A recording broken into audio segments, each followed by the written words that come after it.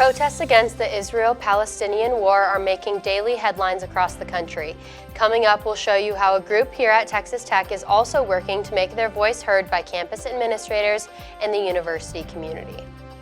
Spring has sprung, and the Lubbock area is looking pretty green this year.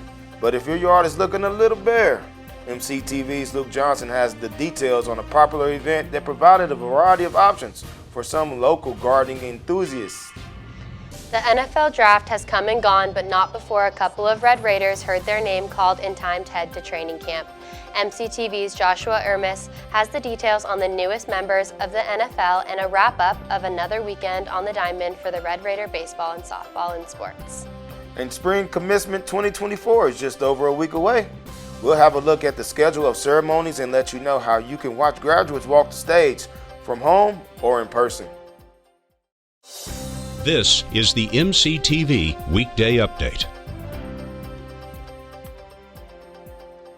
Welcome to the Monday edition of the MCTV Weekday Update. I'm Kiley Phillips. And I'm Peter Richardson. The Israeli-Hamas conflict continues to make headlines around the world, including here at Texas Tech.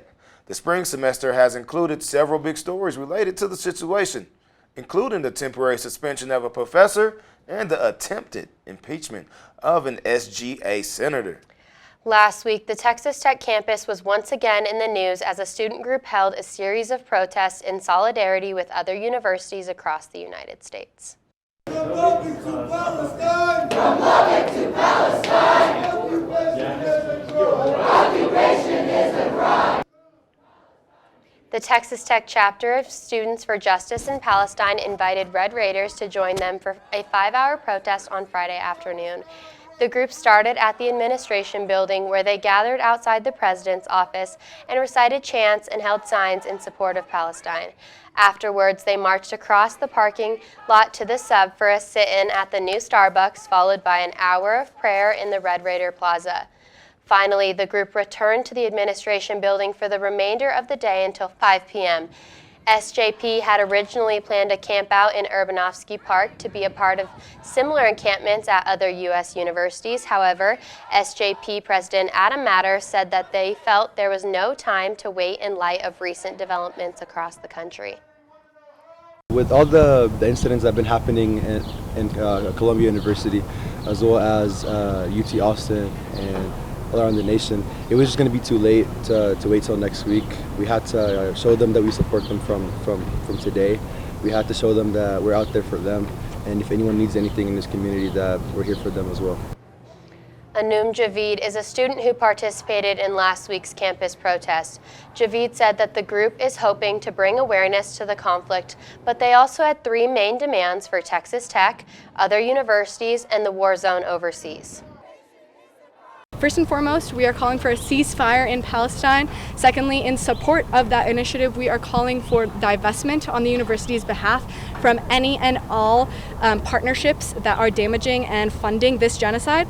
And third, and most important almost, is the support for these unjust law enforcement actions that have been happening across our nations, not even just limited to Texas and UT Austin or UT Dallas, but also in Columbia, in nationwide protests that students are, the majority are acting well within their rights, and their freedom of speech and freedom of expression is being violated. As of this morning, the plans for an encampment in Urbanovsky Park were canceled, with an Instagram message stating that the campout was postponed for the time being. The campout was originally going to start today, but the post goes on to say that the plans were changed due to safety concerns. Dozens of encampments have been set up across the United States within recent weeks, but campouts at some universities have led to violent interactions with police. With the semester ending next week, it's unknown if or when an encampment will form on the Texas Tech campus. In other news, a longtime campus tradition continued last Friday as students, faculty, and staff came together to help save the environment and beautify campus. The 2024 edition of Arbor Day kicked off at 11 a.m. in Memorial Circle. This year's event features some common elements such as free food, a DJ, and outdoor games, but the Student Activities Board also added some fun options for attendees. Students stopping by could make their own herb garden, decorate a kite, or create their own reusable tote.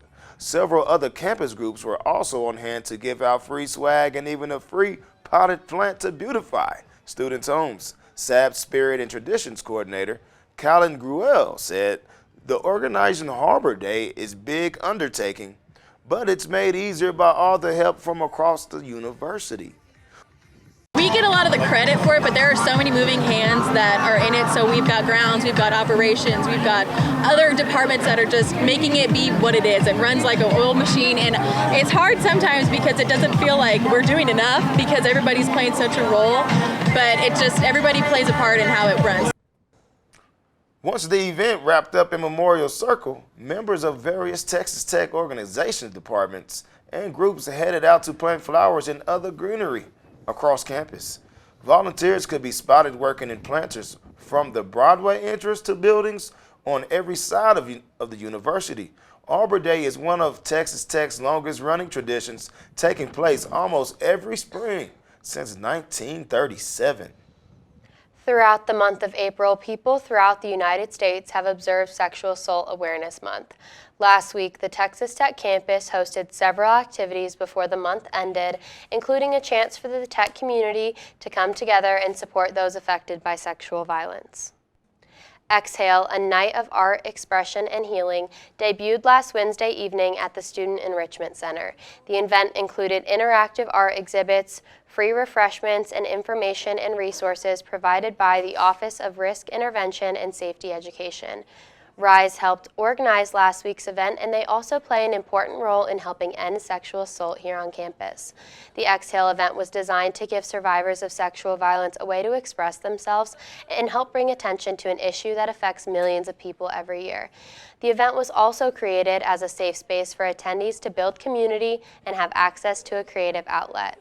Last Wednesday was the first of 2 Exhale events taking place this spring. The second and final event is scheduled for this Friday at the Downtown Cast Studios during the May 1st Friday Art Trail. It was a little windy over the weekend, but beyond that, the South Plains enjoyed 3 days straight of warm and sunny weather. Spring conditions has finally started to set in across the area, but will that continue into the last full week of the school year? Let's take a look at the MCTV's forecast.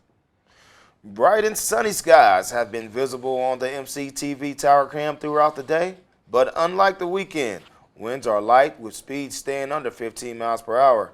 Highs are back in the 80s today with temperatures expecting to top out right around 85 degrees. Tonight, temperatures will be mild with low back in the upper 50s. We should also continue to see clear skies and only a light breeze through the night. Tomorrow, temperatures will begin to climb shortly after sunset, and highs are expected to top out above 90 degrees. The clear skies are expected to stick around until the late afternoon, creating a very warm finish for spring classes.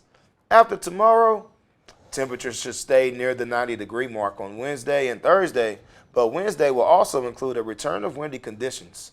Wind speed could top out near 30 miles per hour on Wednesday evening, but luckily it should be slightly calmer on Thursday.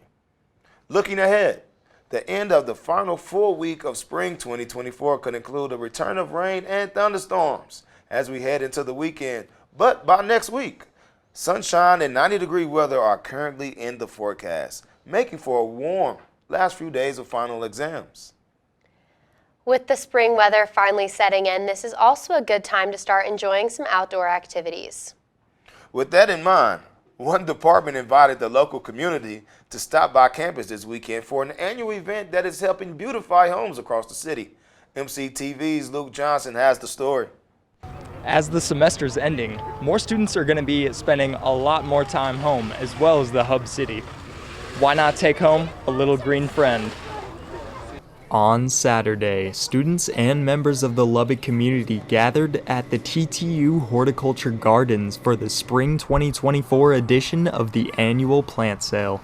I help work over at the Texas Tech Horticultural Greenhouses and Gardens, and this is our annual fundraiser. And so we've been working all winter to get plants rooted and growing so that we could provide these horticultural services to everybody that needs them. So we're offering vegetables and flowers and tropicals this year, and we really have an outstanding assortment of flowers and quite a large number, but It's amazing. They're going really fast. Going fast was an understatement. Starting at 9 a.m., the Hub City showed out, with seasoned attendees bringing their own carts to carry their personal hauls. This annual plant sale is in fact a fundraiser, with the funds going right back to the garden. All the funds go to the gardens. We don't get extra funds, so we have to raise money for our own support, and that's what this is for. We'll build new gardens, we'll build new fountains. We're going to put up a gazebo this year in honor of one of our past professors, Dr. Terescovich. So we always look for donations too, if anybody feels the need to do that. Also in attendance were members of the TTU Horticulture Society. Closely linked with the gardens, they organize events that help tech students be one with nature. We basically teach people about propagation, and we'll do fun things like we'll make floral crowns or make like fake flowers out of tissue paper and fun stuff like that. We'll also do cuttings, like everyone can go out into the garden and take a cutting of their choice. We'll put it on the mist bench and you can take it home in a month. For more information, visit facebook.com/Texas Tech Greenhouse. And for the Horticulture Society, visit Instagram at TTU Horticulture Society. With MCTV, I'm Luke Johnson. Back to y'all. Thank you, Luke. There weren't any games on the home field for Texas Tech baseball and softball this past weekend, but both teams were still hoping for positive results as they head out on the road. MCTV's Joshua Ermis joins us now in the studio with a wrap-up of scores and highlights from both series and more in sports. Joshua? Thank you, Kiley and Peter. Texas Tech sports had a busy weekend. The Red Raiders hit the road in both softball and baseball as we get closer and closer to the playoffs. Also, a handful of Red Raiders made the jump from the college to the pros in the NFL draft. But first, let's see how Tech fared on the diamond. On Friday, Tech baseball played Game 1 of a 3-game road conference series against the Kansas Jayhawks. In that game, Tech led 3-1 heading into the bottom of the 7th. In the next frame, Tech reliever Josh Sanders loaded the bases before giving up a sac fly to put the Jayhawks within 1. The Jayhawks then followed it up with another run in the bottom of the 8th, tying the game. With the bases once again loaded in the bottom of the 9th, Ben Hartle hit a walk-off single, giving Kansas the win at 4-3. Texas Tech would not come any closer than Friday. Saturday's ball game saw Tech lead at 2-1 heading into the bottom of the 3rd inning, where Ben Hartle once again brought in the go-ahead runs, this time with a 2-run double, giving the Jayhawks the lead at 4-2. Tech would not be able to score again, while Kansas would pile on 7 more runs, winning the series with an 11-2 victory. On Sunday, Tech once again got off to an early 2-1 lead that was quickly squandered by the Jayhawks.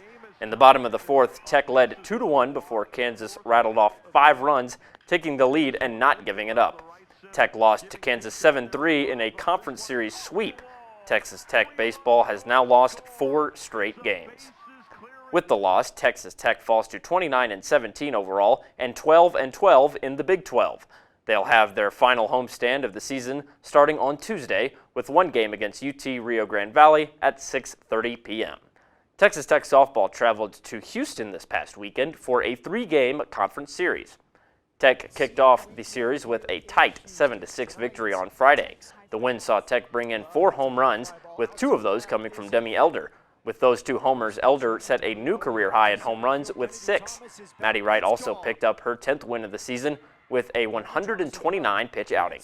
In Game 2 on Saturday, Tech quickly went down 2-0 in the first inning. That would serve as the preview for the rest of the game, as Houston rattled off 4 total 2-run innings, while Tech could only tally 1 hit. Houston tied up the series with an 8-0 win. Tech went into the rubber match swinging with 10 hits. The leader for the charge was senior Ariana Villa, who went 4 for 4 on the night. Maddie Wright's 7-inning performance was the cherry on top of the Red Raider victory. Tech took the series with an impressive 5-2 win. Texas Tech softball now sits at 28-17 overall and 8-13 in conference play. Texas Tech will come home this weekend as they host their final series of the season against the soon-departing Texas Longhorns. Game 1 will take place on Friday at 6 p.m. Finally, Tech football saw a handful of players get their shot at the NFL in the draft. Red Raiders' Dadrian Taylor Demerson and Miles Cole were the 2 lucky athletes selected. Taylor Demerson, a defensive back, was selected by the Arizona Cardinals in the 4th round. Outside linebacker Miles Cole was drafted in the 7th round by the Jacksonville Jaguars.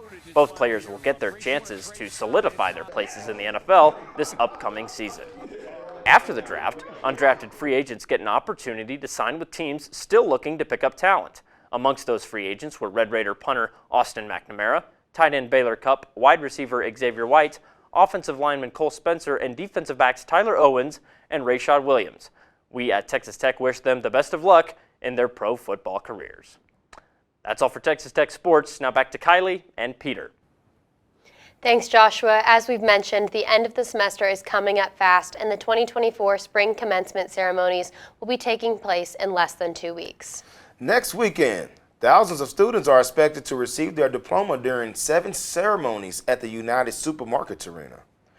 Graduation exercises starts on Friday, May 10th at 11 a.m. with graduates from the College of Arts and Sciences and the Honors College. Later that afternoon, students receiving graduate degrees from the Colleges of Agricultural Sciences and Natural Resources, Architecture, Arts and Sciences, and the Graduate School will walk the stage at 4 p.m.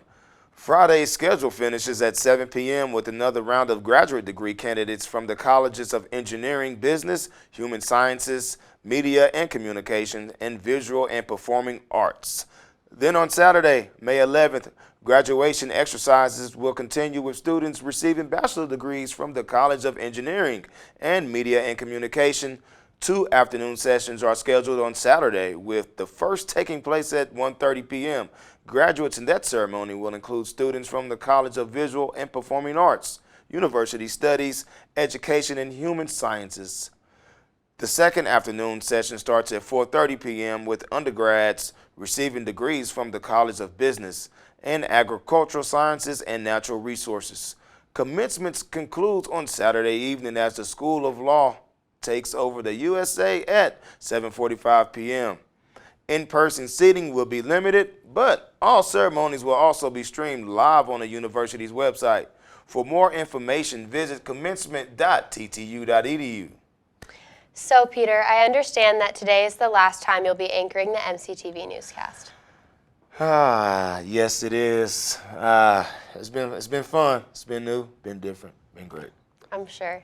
Well, that's all for today's edition of the MCTV Weekday Update. Thanks so much for joining us, and be sure to check ttuhub.net every day for more news. Have a great summer, and check back for more MCTV next fall.